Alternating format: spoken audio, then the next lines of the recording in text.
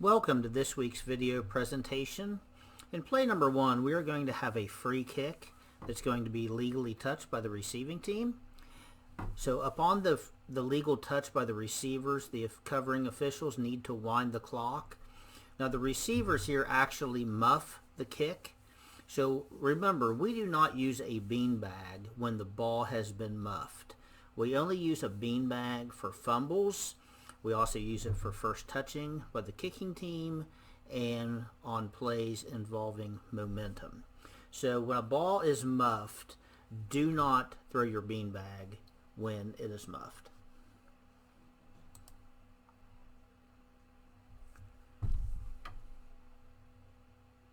So we need to wind the clock when the ball was touched by the receivers, and do not throw a beanbag on the muffed ball.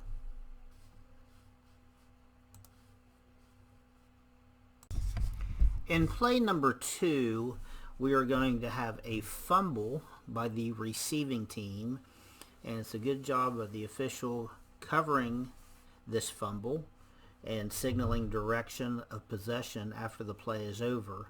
However, we do not use white beanbags in West Virginia anymore, and we have not used them for about a decade. So make sure your beanbags that you are using on the field for all games are the blue beanbag, which is the required equipment in our official's handbook.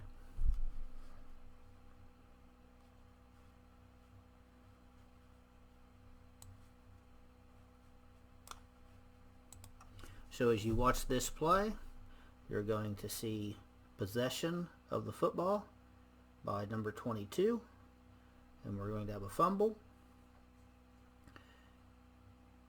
But just make sure that the beanbag we are using is blue, and good job, the officials did stop the clock and they signaled direction of the possession of the player who had it. In play number 3, we have a couple things that we want to look at. We're going to see a defensive lineman, and he's going to approach the quarterback, and the quarterback is going to get the ball out of his hand. But it appears that the defensive lineman then proceeds to strike the quarterback in the helmet with his right arm. This should probably warrant a personal foul.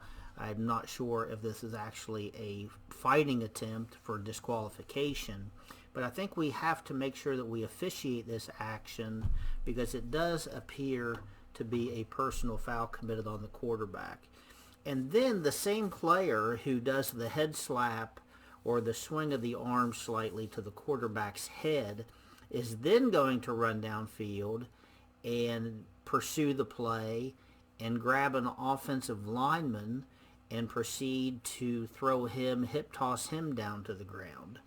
So let's make sure that we talk about plays like this on who was watching what on this particular play, so we can make sure that these acts that should be penalized are being penalized properly.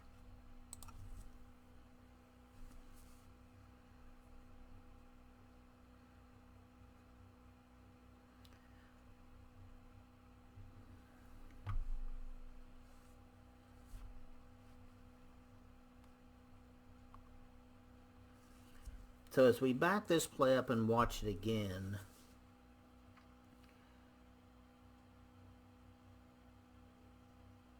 you're going to see the defensive player come in on to the quarterback, number 11, and then throw a right fist toward him.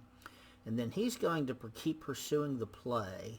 And then he's going to grab this offensive lineman here and then throw him down to the ground back on the 44-yard line. So it appears here that there were a personal foul on the play and a defensive holding on this play as well.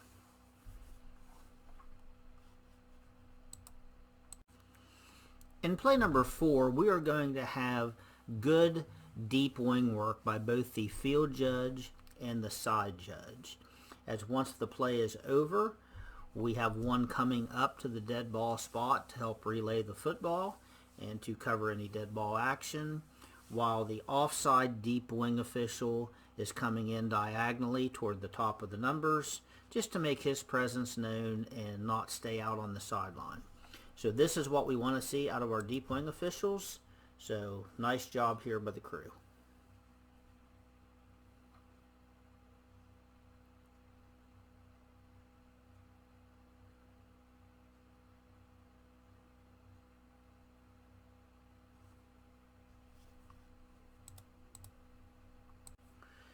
In play number 5, we are going to have a free kick that is going to be legally recovered by the kicking team. Remember, for the kicking team to recover the ball legally, it must go 10 yards and touch the ground or touch an R player, and those things can happen in any order. But the kicking team is not able to advance a ball that's in the status of a kick. They can recover it but not advance it. So this is great job here by the covering official, awarding possession to K, but also killing it at the spot of recovery, as K is not allowed to advance the ball.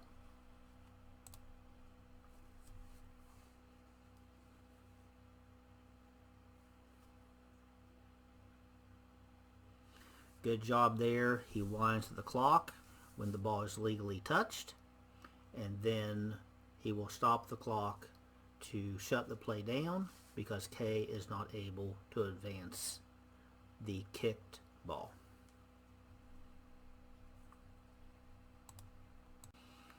In play number 6, we are going to have a nice job here by the officiating crew, knowing what the options are for the receiving team on a free kick that goes out of bounds. Remember, they can re-kick after a 5-yard penalty. They can take the ball 25 yards from where it was kicked from, or they can add 5 yards on to the dead ball spot. And on this play, the free kick, the camera angle is a little off here, but it appears that it goes out around the 40-yard line. So we want to make sure that we give them the option to add the 5 yards on to the dead ball spot here, awarding R the ball at around their own 45-yard line. Good job here with the officiating crew.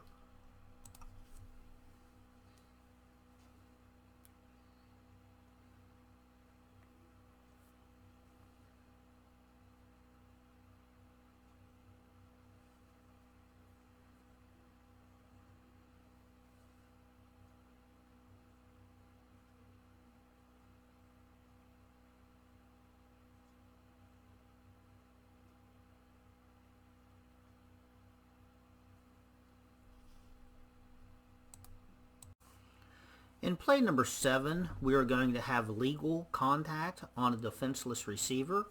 Remember, if a player is defenseless, meaning he's in a position vulnerable to injury, for a defender to make contact on that player, the contact must be either open-handed or a wrap technique if the defender is not making a play on the football. So this is a nice job here by the officiating crew recognizing that this contact on this defenseless receiver is legal contact.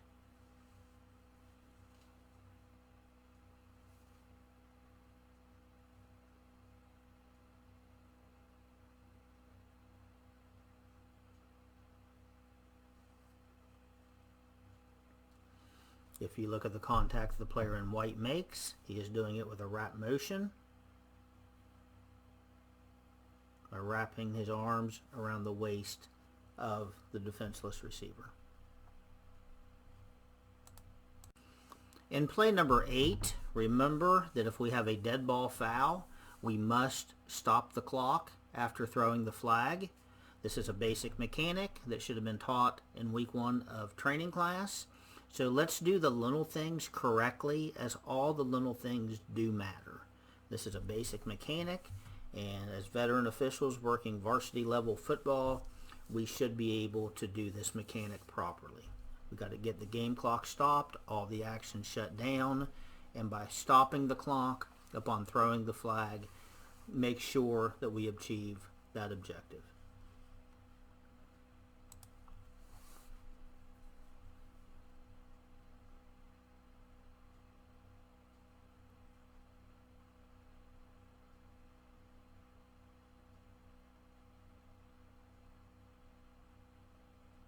Now, since we have 2 flags down, We want to make sure that we run in without giving any type of preliminary signal, which the line judge has already done. He's already given an encroachment signal.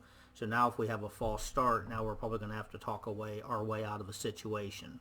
2 flags down, hustle in, get together, and then let the referee know what the call is. In play number 9, this is a situation that we really have to be weary of. When we have teams that are going into victory formation to take a knee to run the game clock out, this is a time for us as officials to preventive officiate by saying if he takes a knee, do not hit anybody, things like that.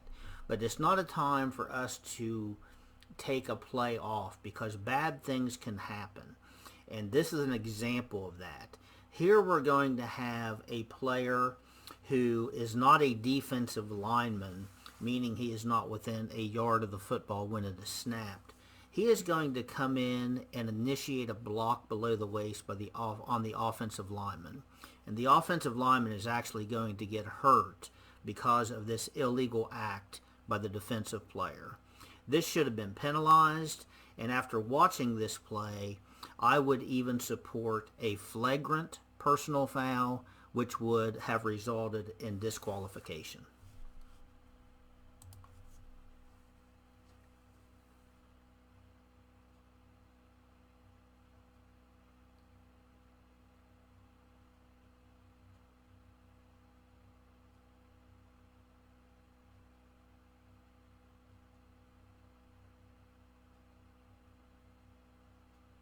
This is an illegal block below the waist.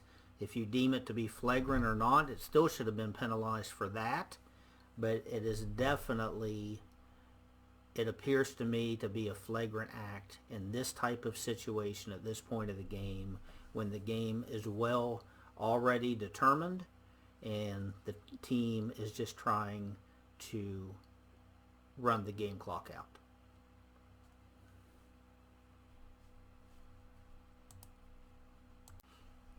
In play number 10, in West Virginia, we want the referee to validate all scores to the press box by signaling that the score is good. After a touchdown, after a successful 2-point try, and after a successful try for point by kick. Some of our neighboring states do not want this mechanic done. But in West Virginia, we need to have the score validated to the press box by the white hat.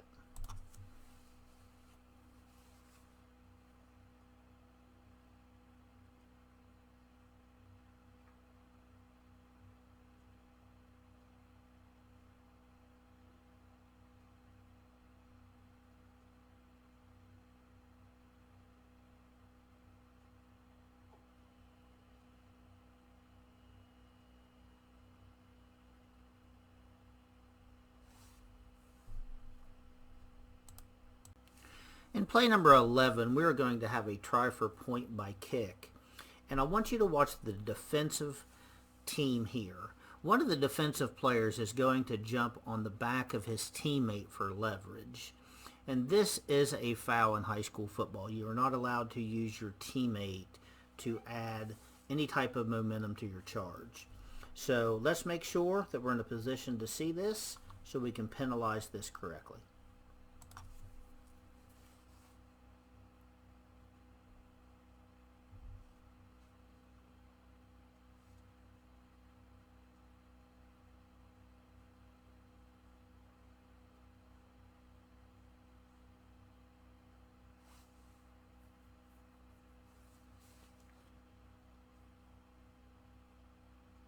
The player is going to step up on his teammate's back and then elevate to a higher position. That is an illegal act in high school football. I want to thank everyone for watching this week's videos. Good luck to everybody this week. Safe travels and have a great night under the Friday night lights.